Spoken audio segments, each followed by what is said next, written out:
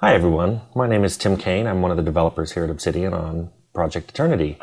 And I would like to thank you all for contributing to our Kickstarter campaign. We've all been just amazed at how that's going along.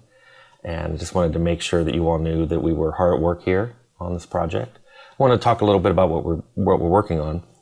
We've been doing a lot of design for combat and items and characters and storyline. But what I wanted to talk about today was non-combat abilities. I think it's really important that these skills are laid out carefully and with a lot of thought, because you'll be spending a lot of time in the game not doing combat. And for a lot of people, they like to even avoid combat. And we just wanted to make sure that the game had a rich enough experience outside of combat to support what everybody wanted to do. So what we did is we sat down and we thought about what are the things that players try to do when they're not fighting things. We came up with 4 things that people primarily do.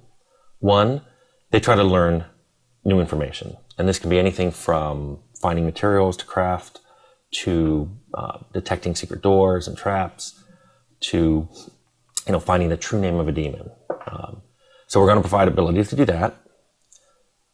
People do a lot of movement related activities. That can be anything from stealthing around, to teleporting across the world map, to using ships. We're going to look into all of those activities and see which ones we want to support in the game, and make sure that you guys have really cool abilities for avoiding encounters when you move across the world map, or moving across the world map faster than you normally could. A third thing people do with non-combat abilities is getting new items. Now, sure, you can always kill something and take their items, but you could also buy and sell items. You can craft items. You can steal items.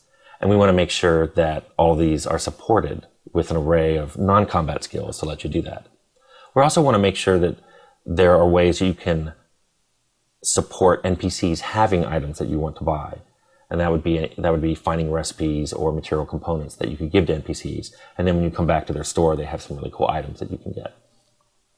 And then finally, we have such a rich companion system that we want to make sure that we have a lot of abilities that support finding companions, recruiting them, keeping them happy in your party, and improving them. So we're going to have an array of abilities for that as well. So those are the things that you would want to do with these abilities. So we sat down and made a list of rules that we want to follow when we're actually making these non-combat abilities. The first rule is that we wanted to make sure that these abilities are kept separate from your combat abilities. Not only after you've got them, but when you're actually purchasing them as well. You shouldn't have to skip taking Fireball because you wanted to take Herbalism or mining. Those are things that are separate from combat, and they shouldn't be purchased in the same group or even with the same set of points.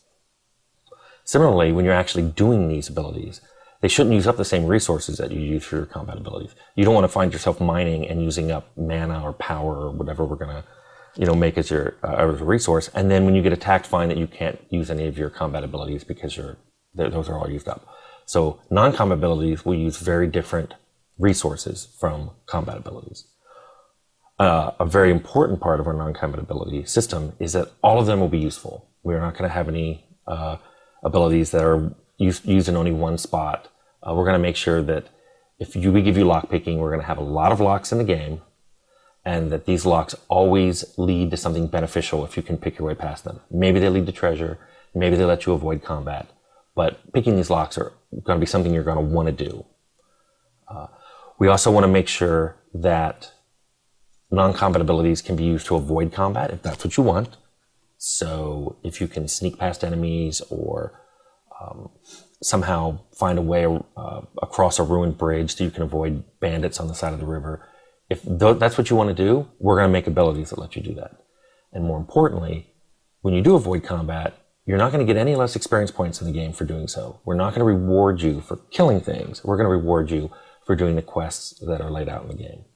So if you decide to try to go through the game doing as little combat as possible, you'll level up just as fast as somebody who kills everything that he encounters.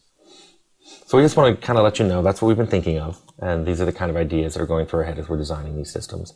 We wanted you to feel comfortable that we're really thinking of the different paths you can play in this game, and that we're trying to make this game contain something that everybody would want to play and enjoy. So again, thanks a lot, and we hope to talk to you again in future updates.